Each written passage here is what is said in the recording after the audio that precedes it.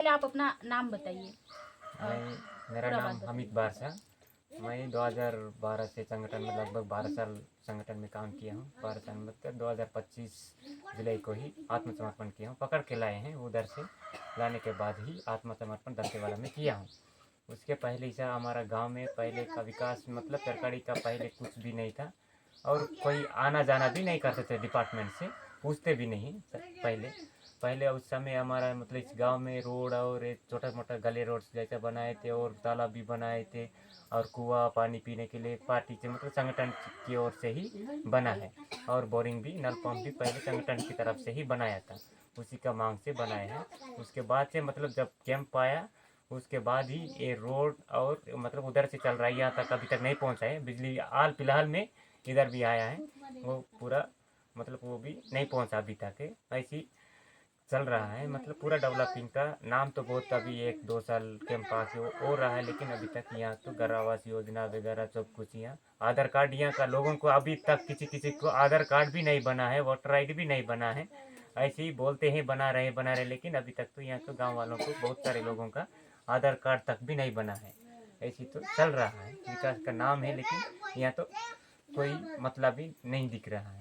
अब कई लोग ये बोलेंगे दादा कि क्योंकि नक्सली लोग आने नहीं देते थे, इसको भी थोड़ा खंडित कर दीजिए, क्या है मामला? मतलब ऐसी पहले हम लोग पार्टी था, उस समय संगठन था, संगठन काम करते समय कोई ऐसे आना जाना मतलब परमिशन से आके जाते थे, कर सकते थे, लेकिन ऐसी अन्य ऐसा अनुमति नहीं देते, ऐसे कोई नहीं था देते थे किसी को भी आना है। मतलब जो लोग आएगा उनका किस लिए आया है उसके थोड़ा इंक्वायरी करते थे, मतलब करते थे। तब तो हमारा पार्टी था, संगठन था, कहीं भी अगर सरकार भी करती है ना विकार बीच में कैंप होता है उसमें भी पूछते थे। वैसे तो पहले इधर चलता था, उस समय तो हम लोग भी पूछते थे, इसलिए कोई सरकार से कोई आएगा तो उसको भी पूछ कर फिर भेज देते थे। ऐसी मतलब नहीं आने का कोई अनुमति नहीं करके ऐसा नहीं था, नहीं था। तो मैं एक बीच में पोस्ट डाली थी कि भ्रष्टाचार की नगरी बोल के, वो सुकमा जिला ही है, क्योंकि यहाँ पे नक्सली बोल के जो है ना अधिकारी हो, चाहे छोटे से लेके बड़े हो। आपको एक चीज और क्लियर कर दूं मैं, यहाँ पे सरपंच भी चुने जाते हैं, वो 110 किलोमीटर दूर में जाके बैठ जाते हैं। 5 साल में 3 बार आए, मतलब एक भगवान का एक दर्शन हो जाता है। कैसे दादा? जी, जी। अभी भी यहाँ सरपंच नहीं है, आप ढूंढोगे 5 साल में ना सिर्फ 3 बार गांव में मिलेगा, वो भी कब आएगा उसका भी कोई अता पता नहीं है ना। अभी जब हिड़मा दादा खत्म हुए थे तभी आए थे सरपंच, वरना सरपंच नहीं आए थे इस गांव में। दादा जैसे आप बताए, और क्या है दादा, थोड़ा सरपंच के बारे में भी बता दीजिए। सरपंच यहाँ तो मतलब पहले ही आया था, उसके बाद नहीं आया। वो सिमल पेंटा में रहता है, सिमल पेंटा का ही पहले भी उधर ही रहता था, और उसके बाद चुनाव लड़ने के बाद भी यहाँ का जो मुखिया मुद्दा को लेकर लड़ता कि नहीं लड़ता उसका डिटेल्स हमको नहीं मिलता। वहाँ चियन लोग पटेल लोग बैठते, यहाँ का असल स्थानीय जो पटेल लोग भी, यहाँ पटेल भी नहीं है, वो भी कहाँ तो दूसरा में रहता है। यहाँ का सचिव तो कभी आता नहीं है, सचिव आते ही नहीं, आते नहीं, उधर ही आता है, देखते अब जब ये छोटे ही कार्यकर्ता मैं बोलूँ तो छोटे अधिकारी ही नहीं आएंगे तो यहाँ का डेवलपमेंट कैसे होगा, है ना। अब सरपंच का ही एक मुख्य भूमिका रहता है हमारे जैसे, जानते हैं, है नहीं। लेकिन अब सरपंच ही नहीं आ रहे हैं तो बड़े अधिकारी तो दूर की बात है भैया, है नहीं। अब सीधा सीधा हम आरोप भी लगाएं तो किस पे लगाएं? सरपंच ही अपने लोगों के साथ, सरपंच ही कंफर्टेबल इसमें फील नहीं कर रहा है। सरपंच बनने के बाद कहीं दूर में जाके बैठ रहा है, तो हम शिकायत लेके जाएं तो जाएं कहाँ, है ना। हमारा जब परेशानी है, गांव में पानी नहीं है, तो हम सरपंच ही नहीं है तो किसके पास जाएंगे? तो ऐसे यहाँ पे चल रहा है। इसीलिए मैं बोली थी कि भ्रष्टाचार की नगरी सुकमा को ही देखती हूँ मैं। जहाँ से मैं घुसी हूँ वहां भी प्रधानमंत्री रोड के नाम से सिर्फ मिट्टी डाल दिया गया है, पोस्टर बकायदा टांग दिया गया है, उसको भी हम दिखाएंगे। लेकिन यहाँ पे जब नक्सली लोग विरोध नहीं करते हैं मूलभूत सुविधा के लिए, तो ऐसे क्यों कि नक्सली लोग विरोध करते हैं करके उस गांव में आना ही नहीं है? भाई आप आके तो देखते, इनके मुंह से आप खुद सुने होंगे कि इन लोग विरोध नहीं करते। क्यों करेंगे? बच्चे लोग को इन लोग खुद पढ़ाना चाहते हैं, इन लोग भी चाहते हैं हथियार छोड़ना। लेकिन आप लोग ऐसे भ्रम फैला देते हो कि नहीं यहाँ जाने नहीं देते। आज मैं इनके साथ बैठी हूँ, इंसान को ज्यादा परेशान करोगे। हमारे अधिकतर बस्तर में जानते हो शिक्षित है, उन लोग शांत स्वभाव के। मेरे पीछे अभी जैसे वो माता जी भी थे, मतलब मम्मी भी थी, तो कितने एकदम सरल स्वभाव के हैं। अब अगर मैं उनको छेड़खानी करूंगी, गुस्सा तो आएगा ही भैया किसी को भी, है ना। तो वही है बात। बहुत से लोग बोलते हैं कि नहीं उन लोग करने नहीं देते, ये नहीं देते, वो नहीं देते। मेरे को लगता है ज्यादा भ्रम ना फैलाएं। आप सबसे पहली बात, आप नक्सली बनते कि मैं इसको आपको पहले बताएंगे मेरे को। मतलब नक्सली बनने का कारण मेन होता है, पहले से हम यहाँ पर जो मूलवासी स्थानीय लोग रहते थे उनके बहुत मतलब तकलीफ होता था, और सरकार से भी कुछ सुविधा नहीं मिलता था, और सरकार से मिलने से भी वहाँ से जो फॉरेस्टर लोग आके फिर कुछ ये नहीं तो जंगल काटने से भी, एक वो करने से भी उनमें से टैक्स वगैरह लेते थे। इसी कारण से मतलब उसको पूरा इस सिस्टम को ध्वस्त करना है और समानता अधिकार लाने के लिए ही नक्सली जो सिद्धांत को लेकर कुछ लोग आकर्षित होकर बनते हैं। अच्छा, और एक हमारे लोगों में भी और मेरे में भी है दादा, एक मैं भ्रम बोलूं या फिर सच है या झूठ है, ये इस चीज़ को भी मैं पूछना चाहूँगी कि हमारे जैसे लोगों में अक्सर सुना ही आता है कि नक्सली लोग जो हैं मूलभूत सुविधा को पहुंचने नहीं देते हैं।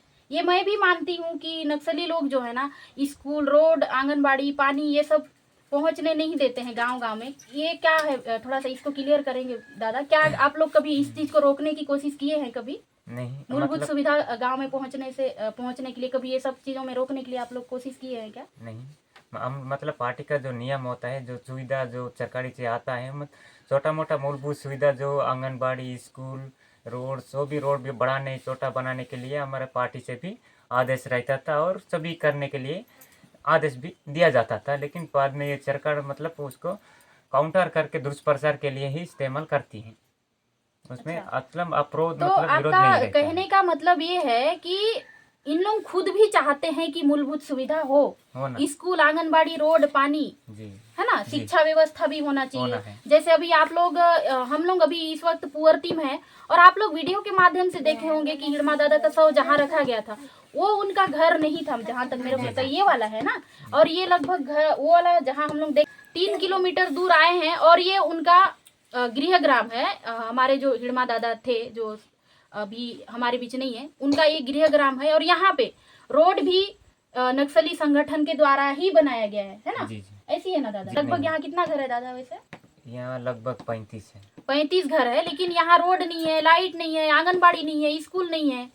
अब जैसे हम इसी सवाल को करेंगे कि क्यों नहीं है, बोलने से लोग बोलते हैं कि नक्सली लोग मना करते हैं रोड बनने के लिए, गाड़ी को जलाते हैं। कभी बोलते हैं स्कूल क्यों नहीं बना दे रहे हो, बोलने से उसमें भी बोल देंगे नक्सली लोग। लेकिन आज मेरे को लगता है ये वीडियो के माध्यम से बाकी लोगों का एक भ्रम टूट जाएगा कि नक्सली लोग खुद चाहते हैं कि मूलभूत सुविधा उनके गाँव में भी होना चाहिए, है ना दादा? यही है ना? दादा खुद बोल रहे हैं, क्योंकि ये 12 साल नक्सली में रह चुके हैं, और ये खुद बोल रहे हैं कि मूलभूत सुविधा इनको भी चाहिए। ये हमारे साथ छोटे छोटे बच्चे भी हैं, इनको भी एक शिक्षा चाहिए, है ना? ये इन लोग खुद भी शिक्षित होना चाहते हैं, लेकिन यहाँ पे अधिकारी भ्रष्ट हैं या फिर नेता भ्रष्ट हैं, ये अभी तक से समझ नहीं आया है। लेकिन जितना भी गलती करते हैं पूरा नक्सली लोग के ऊपर थोप देते हैं। यही हो रहा है, अक्सर यही हो रहा है दादा, पूरा थोप दे रहे हैं। लेकिन आज आपके माध्यम से पता चल रहा है कि आप लोग खुद चाहते हो कि अगर आप लोग नहीं चाहते रोड बनना तो आप अपने से क्यों बनाते रोड, है ना? अगर आप लोग रोड ही नहीं चाहते तो इधर रोड क्यों बनाते? आप लोग रोड चाहिए तभी तो बनाए होंगे, है ना? तो मैं एक सरकार से निवेदन करना चाहूंगी, आज तक इस गांव में अभी तक से प्रधानमंत्री आवास क्यों नहीं है? यहाँ पे अभी तक से मूलभूत सुविधा क्यों नहीं पहुंचा है? इनका भी वही मांग है सरकार से। और रही बात है, एक चीज और है कि हिड़मा दादा के जो परिवार को लोग अब जैसे भी अपने तरीके से उठाए, क्या किए, वो हम पिछला तो मैं नहीं बोलूंगी, लेकिन इनको अभी तक से सरकार की तरफ से कोई सहयोग राशि क्यों नहीं दिया गया है? जबकि उनके ऊपर 1 करोड़ का इनाम था दादा, है ना? 1 करोड़ का इनाम था, लेकिन इनकी हालत आज आप देख रहे हैं कैसी स्थिति में रह रहे हैं। जब इनको आगे खुद बोलते हैं कि घर देंगे, पैसा देंगे, ये सब बोला गया, तो फिर इनको आज तक 1 रुपए का सहयोग राशि क्यों नहीं मिला है ना? आत्मसमर्पण किए हैं तो आपको कुछ मुआवजा राशि मिला क्या? मतलब मेरे को आत्मसमर्पण करने के बाद करके अभी तक 7-8 महीना तो हो चुका है, अभी तक मुआवजा वगैरह 7-8 महीना हो चुका है दादा, आत्मसमर्पण किए हैं, लेकिन अभी तक से आपको 1 रुपए नहीं दिया गया है सरकार की तरफ से। तो मैं अमित शाह जी जो है 2026 बोले हैं कि नक्सली खत्म करने के लिए 2026 31 मार्च को खत्म करने का डेडलाइन दे दिए है। लेकिन मैं इसमें एक चीज बोलना चाहूंगी अमित शाह जी को कि आप तो नक्सली खत्म करने के लिए डेट फिक्स कर दिए है, लेकिन यहाँ पे मूलभूत सुविधा कब तक पहुंचाएंगे इसका भी एक डेट फिक्स होना चाहिए ना। मूलभूत सुविधा यहाँ पे कब तक पहुंच रही है, इसका भी एक डेट फिक्स कर देंगे तो ज्यादा अच्छा रहेगा, जी जी है ना। जी जब इतने सालों से चल रहे थे नक्सली लोग को आप डेट फिक्स करके खत्म कर सकते हैं, तो यहाँ पे मूलभूत सुविधा भी एक डेट और समय सीमा में पहुंच सकती है अगर आप चाहेंगे तो, है ना। अगर हमारे जो अमित शाह जी हैं अगर चाहेंगे तो यहाँ पे मूलभूत सुविधा उनके डेट के हिसाब से यहाँ पे पहुंच सकती है ना, चाहे साल भर हो चाहे 1.5 साल हो, हम ये बोल सकते हैं, है ना। उसी के हिसाब से लाए ना, कैंप भी है विकास के नाम से ही। हाँ, कैंप भी है विकास के नाम से, रोड भी है, अस्पताल वगैरह सब कुछ बनाएंगे, विकास करेंगे। पुअर्ती गाँव पहले जैसे था वैसा नहीं होगा, अभी एकदम एक उछाल मतलब एक कौशल की तरफ बढ़ेगा करके बोले हैं, लेकिन एक घर भी तक वैसा तो नहीं दिख रहा है। अभी तक से प्रधानमंत्री आवास नहीं है, मतलब बोले हैं पुअर्ती जैसे पहले था उससे अब बेहतर रहेगा, है ना। लेकिन अभी तक से यहाँ पे कुछ है ही नहीं विकास के नाम से, 0 सन्नाटा इसी को बोलते हैं। बस नाम विकास है लेकिन विकास भैया की गाड़ी यहाँ तक नहीं पहुंची है। और रोड तो आप पूछिए मत, वो तो दादा लोग जब संगठन में थे तो थोड़ा बहुत चलने लायक बना दिए, लेकिन बारिश में तो उसकी हालत, खेत से भी गए गुजरे हैं। हम आए 3 किलोमीटर अंदर आए हैं जंगल अंदर, तो हमको पता चला है कि आप लोग जो वीडियो में देख रहे थे वो एक रोड किनारे का घर को दिखाया जा रहा था।